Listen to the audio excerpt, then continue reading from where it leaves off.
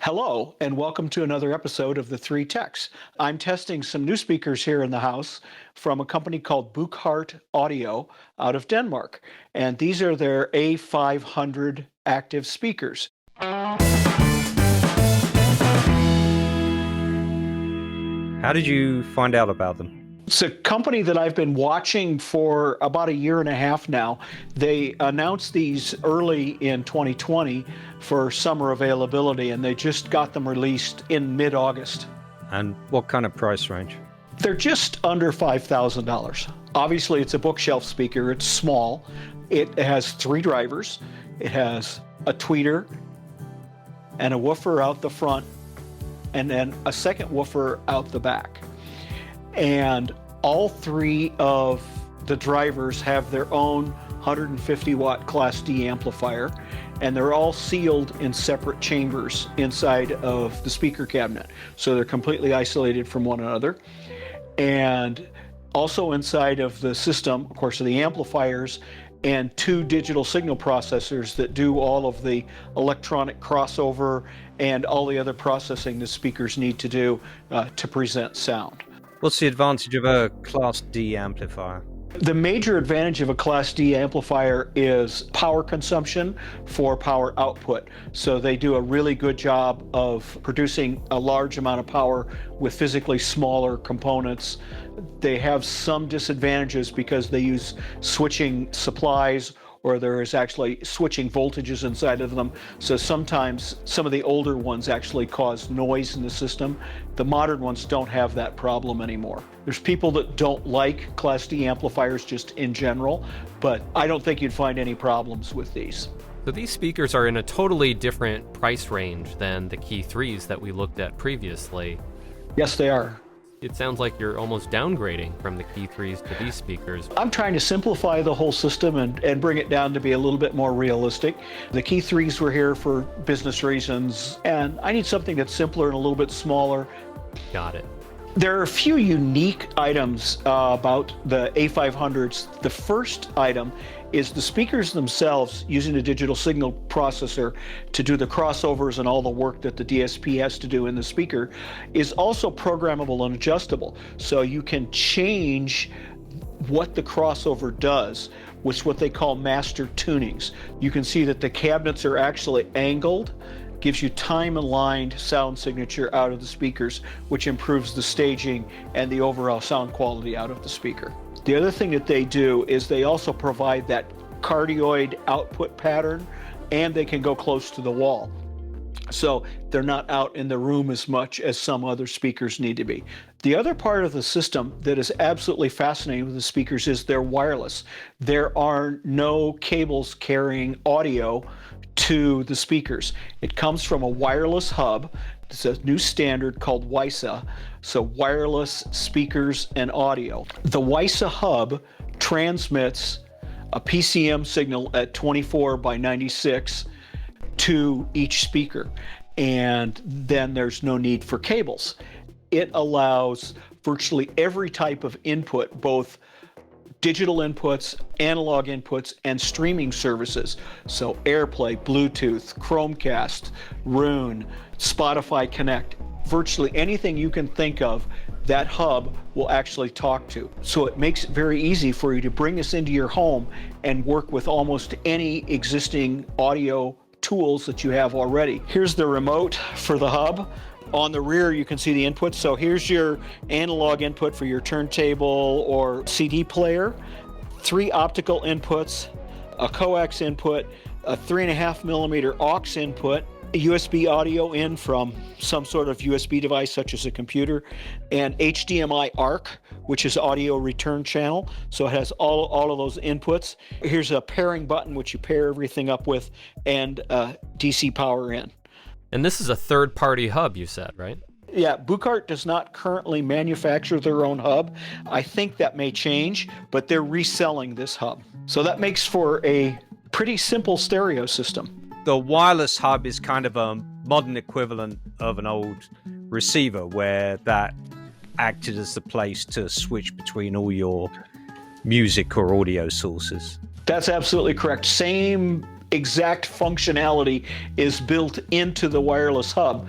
Here's the remote, Stephen. You're talking about volume control, input switching, pause, play, etc. Most of the time, I never have to touch this because I've got it set on streaming.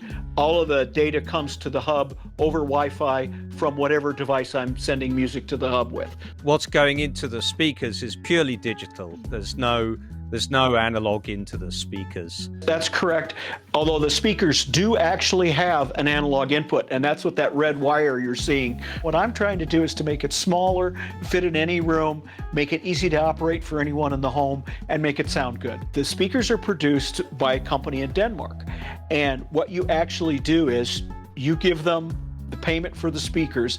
They ship the speakers to you for a 45-day trial. And at the end of the 45-day trial, if you want to return them, they charge you $25 to return the speakers. I think that's a pretty good deal. Yeah, it gives you the opportunity to audition them in your actual home and listening room so you could hear how they sound. Because right. Even if you could walk into a showroom here in the US and hear them, it may sound different once it gets into your home. I haven't heard of Buchardt before. Have they been around for a while, and how many other speaker products do they make? They have the A500 and the A700s are coming out, which are a floor standing speaker that operates the same way as these. They've had about 5 different models of passive loudspeakers, and they're in the process of releasing an integrated amplifier that does a whole bunch of fancy digital magic also.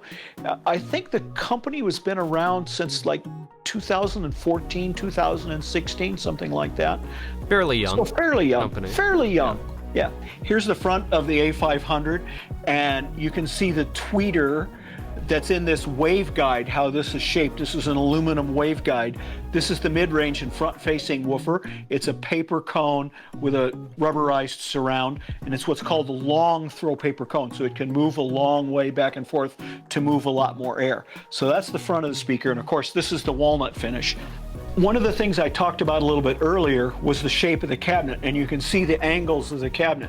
So here's the side view and the rear. You can see that the back is also angled. The other driver is back here. This is pretty radical. So we're used to seeing cables coming out of the back of a speaker, but here you've got a speaker pointing out backwards. Very typically, you'll see on the back of a speaker a port where the cabinet resonant goes out that port. And this being a closed design, this has a speaker out the back, an active powered speaker out the back to move air coincidentally, appropriately with the woofer in the front, so that the speaker can actually go lower, and so the speaker can adapt for where it is in the room and work better with the room. So that's one of the reasons why that's there. AC power cord here and an analog input that I'm not currently using. So I'll actually just turn the speaker off and unplug that. So this is an XLR connector, a balanced input. And is that analog only, or does that also take a digital input like AES, EBU? No, it's an analog only input. Got it. Okay. Now Yeah. that big white cable, is that just the power cable for the speaker? Right. So these aren't real expensive. This is from a company in the United Kingdom called Puritan Audio Laboratories. It's a cable that I really like, a power cable that works really well. And it's made out of a silicon rubber, so it doesn't vibrate, doesn't cause some of the interactions that can happen when the room is really moving with the sound. The speaker has a power switch, and it has a sensitivity setting, which I've just left in the middle for input level. This is the USB input, where you put the USB stick in to reprogram the digital signal processor. You write the USB stick from your computer, put it in here, turn the speaker on.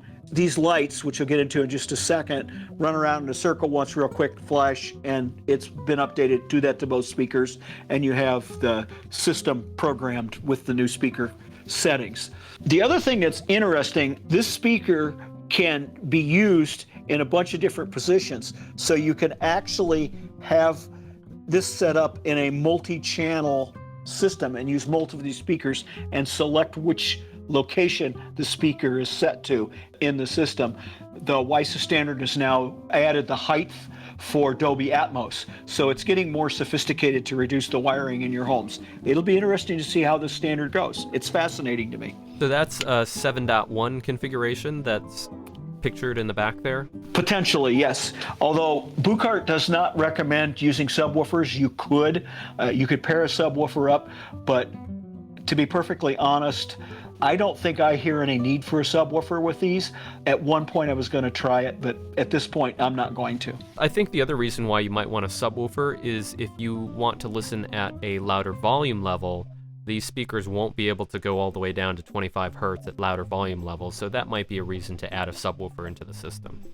Yeah. I like these speakers for that kind of surround setup because, again, you don't have to run speaker wire or audio wires to the speakers. You could do it all wirelessly through that hub. Yes, that's correct, but not this hub. This is a stereo-only hub. There are other manufacturers of the WISA Association who produce hubs and devices like this that can do surround sound. This one is stereo only. Got it. What's the nature of the wireless connection between the hub and the speakers? My understanding, it's in the 5 gigahertz band. But it sounds like it operates over the unlicensed 5 gigahertz spectrum. I'm sure that's where it is. You're probably correct, because that's a worldwide spectrum that you can allocate. How does tuning your room with the iPhone work? There is an app that is iPhone only. So there's an app called the Buchardt app, which basically you can't see. It doesn't do hardly anything. And I connect to the audio hub. I punch the room calibrate button, and they run through a set of instructions on how to do it. Make sure you're not in the road of the microphone, and make sure you stay 1.5 meters, about 6 feet away from the front of the speakers. So the sound comes out of the speakers, and the microphone in the iPhone picks it up and listens to it as you move around the room so that it hears the different echoes of the sound in the room. Just scanning a bunch of frequencies, right? It also has some things to do with phase. It takes about a minute to do it. So what does that curve mean? Is that what it's going to do to the sound to compensate? Correct. It's audio magic. Yes. So even though it's not a Buchardt hub, it's a Buchardt app that is measuring the room and the sound and loading the calibration file into the third-party hub. Yes. There's one final thing that the speakers do that is fascinating and actually does help. The human ear does not hear evenly different frequencies at different volume levels. And there's a couple of people from the 1930s developed a system called the Fletcher-Munson Curve. Buchardt has built into the speakers Fletcher-Munson Curve.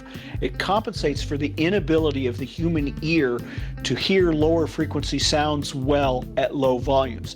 So it changes the curve of the output of the sound at different frequencies when the speakers are low volume, so you get more satisfying sound at low volume.